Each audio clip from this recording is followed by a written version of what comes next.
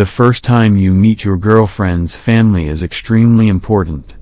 Maybe they will become your family too. You have to be funny and charming, but not too funny or too charming that it seems unnatural. You don't want to be a faker or bootlicker. When I was about to meet Mabel's family, I couldn't stop feeling anxious. At 25, I had dated a lot, and I knew she was the woman of my dreams. She was beautiful, successful and sweet, the most supportive and generous person I have ever met in my life. We had been together for a little over 2 years, and I felt so at ease with her. All the time it was like we could be our true selves to each other. Her parents, younger sister and older brother all used to live in another country, so we still didn't get the chance to meet. We talked over Skype and FaceTime a few times, and they at least seemed to not dislike me, but you know it's not the same thing. They were already at Mabel's spacious, modern house in the suburbia when I arrived on Christmas Eve. I cursed myself for not being the first one there, but no one seemed to mind. "Hi, Jonah." Her father, Richard, opened the door for me, enthusiastically shook my hand, then decided it wasn't enough and half-hugged me, patting me in the back. Such a businessman. "Don't worry, Mabel told us you had to work today." His warmness both shocked me and relieved me. For a man in his 50s, I assume, he was incredibly handsome. Richard had auburn hair like Mabel, and was tall and fit. He guided me to the other family members in the living room. "Martha, Bernie, Fred, this is the famous Jonah. Looks even better in person, am I right?" He strongly patted me in the back again. "Look how good you look in this suit."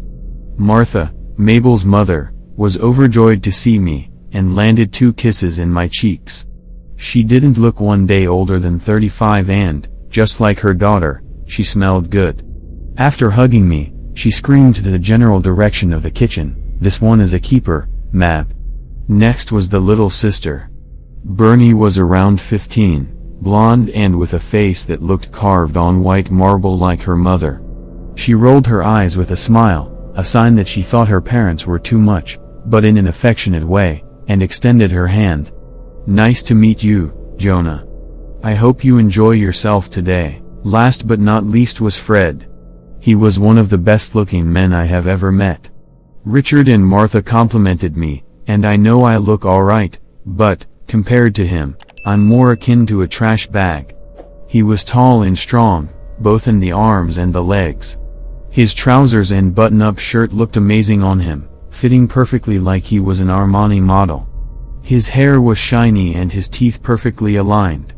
I'm not ashamed to say that, if I wasn't exclusively into chicks, I would fall for him. None of them looked this good in video, but I dismissed it as the quality of the frontal camera/webcam.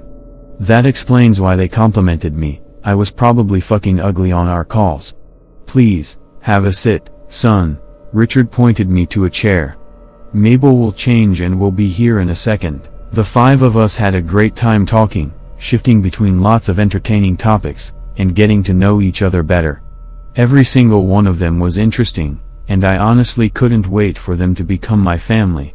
Sure, I love my parents, but they are so normal. Around 20 minutes after I started socializing with them, Mabel came downstairs. She was stunning. Her makeup was perfectly done, her hair looked like rubies, her dress was like the wind, and her face was sweeter and prettier than ever. I was truly wonderstruck, and regretted that, for a second after meeting her family, I thought that she was the least gorgeous person of her kin. I couldn't hold back anymore. I got on my knees in reverence, then straightened myself and proposed. I had been carrying the ring in my pocket for a while, waiting to do it sometime shortly after I met her parents. Well, it was a little quicker than expected. Everyone in the room erupted in screams of joy.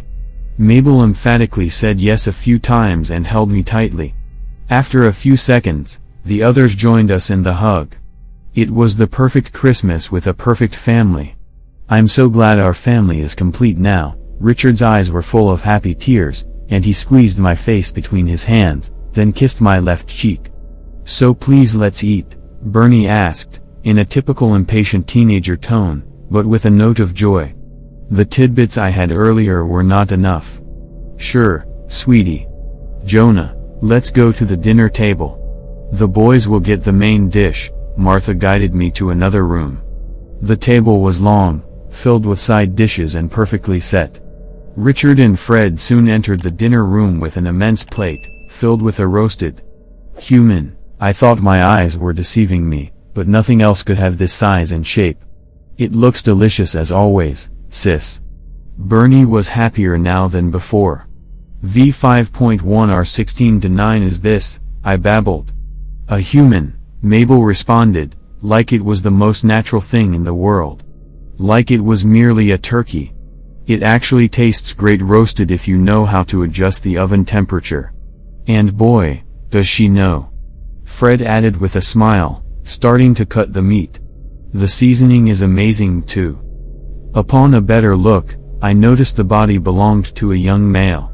Bernie greedily ate her first bite, and instantly her beauty and youth became uncanny, almost unbearable. It was like she was glowing with an otherworldly light. Come on, son, Richard gave me a fatherly look. We're beautiful, rich, smart, and successful. We only need to make it once a year. It's a great cost-benefit, Martha remarked, as she served herself with potatoes and one of the feet. When she noticed I was staring at her dish, she explained with a smile, I just love to nibble on the bones. And it don't have to be a female virgin. This would be so boring and old. As long as the person is young and beautiful, we can make do. This is some frat guy who tried to force himself on my friend, Bernie explained. Well, not on my watch. All their explanations made me consider it all extremely reasonable. Don't you love me? Mabel batted her lashes, knowing very well I loved her more than anything. Don't you want to become almost perfect, like us? We know damn well a couple that performs rituals together stays together, son, Richard said, with a charming wink. Me and Martha have been together for 40 years. It's guaranteed. As I made up my mind, I didn't answer. I just cut myself a slice of the leg and decided to partake. It was Christmas Eve, and I was home alone. My family had gone out of town for the holidays, but I had to stay behind to take care of some work-related things. I didn't mind, though. I loved the peace and quiet of being home alone. But as the night wore on, I started to feel uneasy. I kept hearing strange noises, like footsteps and whispers. I assumed it was just my imagination, but the more I listened, the more convinced I became that someone was in the house with me. I tried to shake it off and focus on my work, but I couldn't concentrate. I kept looking over my shoulder, expecting to see someone lurking in the shadows. Then, the power went out. I was plunged into darkness, and I felt a wave of fear wash over me. I fumbled for my phone, but it was dead. I was completely cut off from the outside world. I decided to investigate and see if I could figure out what was going on. I grabbed a flashlight and started creeping through the house. The only sound was my own breathing, and the soft padding of my feet on the carpet. As I turned a corner, I saw something move out of the corner of my eye. I swung the flashlight around, but there was nothing there.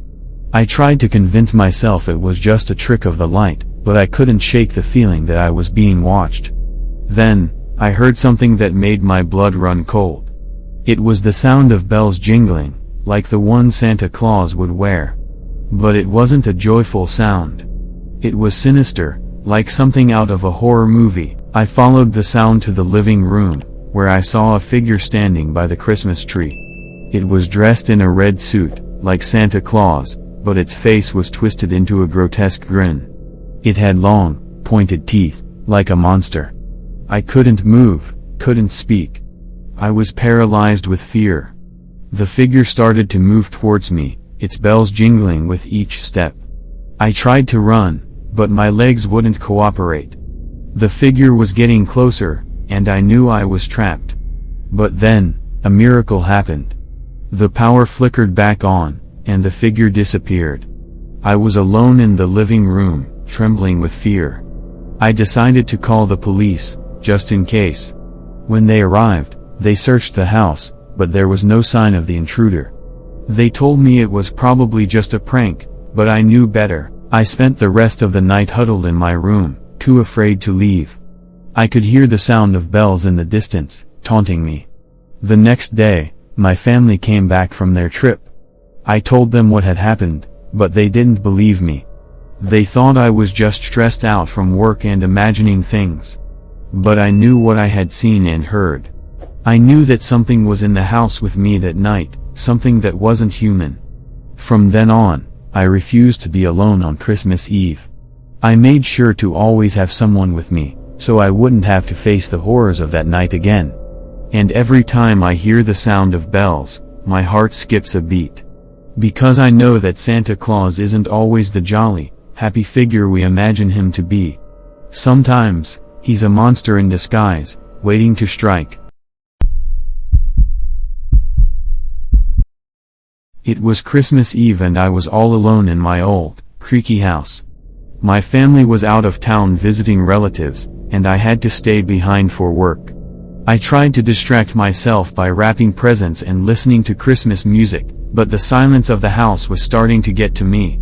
As the night wore on, the wind outside picked up and the temperature dropped. I bundled up in blankets and tried to settle in for the night, but something felt off. The hairs on the back of my neck stood up and I couldn't shake the feeling that I wasn't alone. That's when I heard it, a faint jingle of bells. I dismissed it as my imagination and tried to go back to sleep, but then I heard it again, louder this time. I got up to investigate, but I didn't see anything out of the ordinary. It was then that I noticed something strange about the presents I had wrapped earlier. They had all been opened and resealed. My heart started pounding as I realized that someone, or something, had been in my house. I tried to call the police, but my phone was dead. I was trapped, with no way to defend myself. The sound of bells grew louder and closer, until it was right outside my bedroom door. I could hear heavy breathing and shuffling footsteps, but I was too scared to move. The door slowly creaked open, and I saw a figure standing in the doorway. It was a tall, skeletal creature, dressed in a tattered red coat and hat. Its face was obscured by a long white beard, but its eyes glinted with a malevolent gleam. It held a sack slung over its shoulder, and I could hear the sound of something writhing inside. I was frozen in fear as it approached me, and I could feel its cold breath on my face. It reached into its sack and pulled out a small, wriggling creature, a grotesque parody of a reindeer, with twisted horns and razor-sharp teeth. It tossed the creature onto my bed, and it scurried towards me, gnashing its teeth. I tried to fight it off, but it was too fast and too strong. It sunk its teeth into my arm, and I screamed in pain. The creature dragged me off the bed and onto the floor, tearing at my flesh. I don't know how long the attack lasted, but eventually the creature vanished back into the shadows. I was left alone, bleeding and battered, with no way to escape. As the sun began to rise, I stumbled out of my house and collapsed in the snow. When my family returned home, they found me lying on the ground, barely conscious. They rushed me to the hospital, where I received treatment for my injuries. To this day, I don't know what that creature was or why it targeted me. But every Christmas Eve, I can still hear the sound of bells in the distance, and I'm reminded of the horror that I experienced. I never stay in that house alone on Christmas Eve again.